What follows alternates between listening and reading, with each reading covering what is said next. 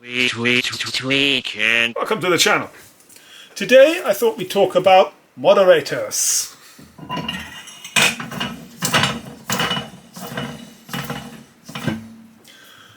This is the only moderator I own at the moment. This came with a 223 rifle from Armalon, and the bore is large enough. This is probably good enough to shoot a 308 out, so I currently shoot it on my 260. That's when I do shoot it. I rarely use this thing. The vocabulary here is important. This will show up on your ticket as a moderator. Everybody uses the word can. Nobody uses the S word, silencer, because it sounds like assassins, and it's a terrible word to use in the world of UK shooting. Call it a can. The way this thing functions then is that as the bullet travels down the bore, by the time it comes to the front and leaves, all the gases that have propelled the bullets get stuck in a number of baffles, and as the bullets leave the barrel, all of a sudden the gases come out. The idea here is to theoretically make the muzzle report quieter. Does it do that?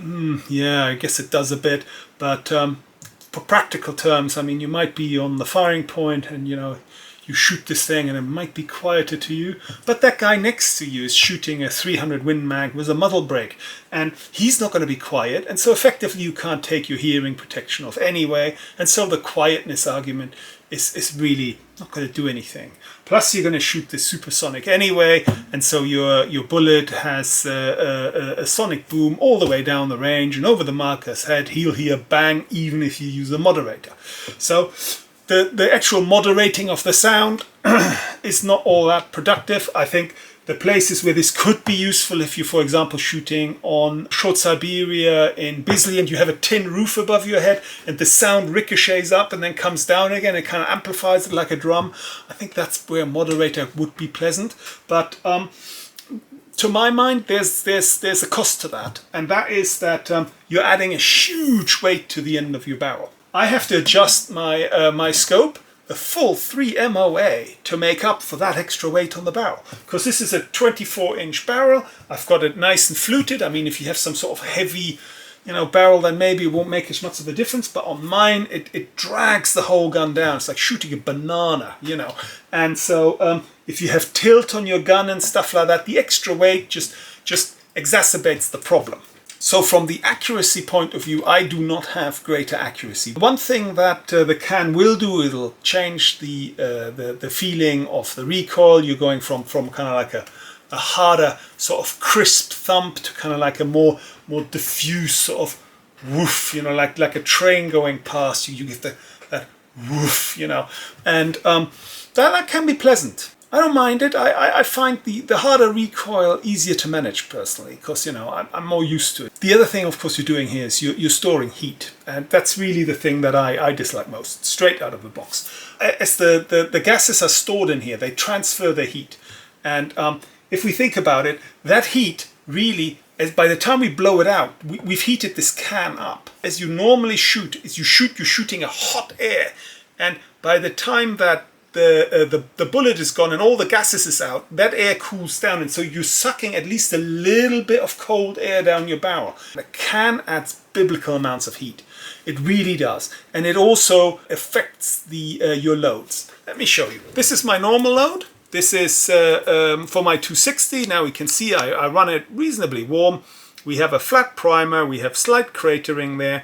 I use this in all whether it's hot and cold. I can reach out to 1,100 yards, 1,200 yards, gets dicey. I think I could go subsonic somewhere between 1,100 and 1,200, and I just lose accuracy. As soon as I put a can on, the picture changes.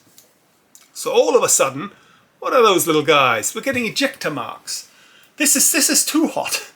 This is okay, this is too hot. And that's just the difference. There's purely the addition of the can. And if I were to shoot, and that's one round. If I'm going to put 5 rounds to this, I'd have to hammer my bolt open. When I first had this with my match load, after a couple of rounds, the bolt began to stick.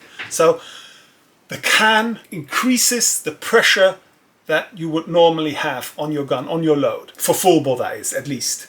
And so you get a hotter round. You might not get a faster round, but by God, the stresses on the brass they do increase. Anyway, this is all for rifle. So before you shoot your can, make sure your load isn't overly warm. You know, find something quite placid, and that's probably one of the reasons I don't really use this thing. If I want to shoot this with a can, I'd have to come up with a different load.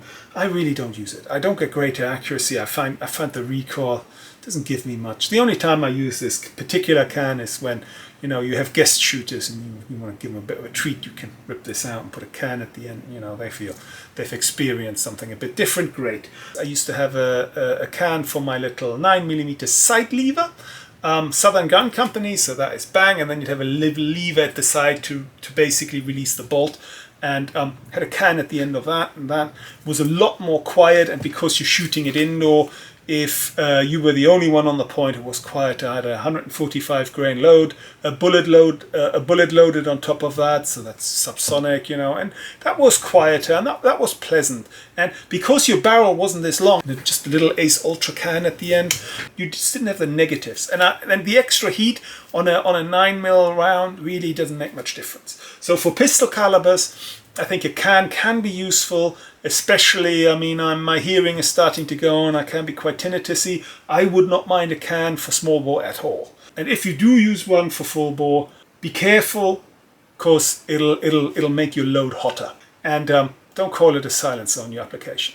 So I hope that was interesting, and we'll leave it there for today.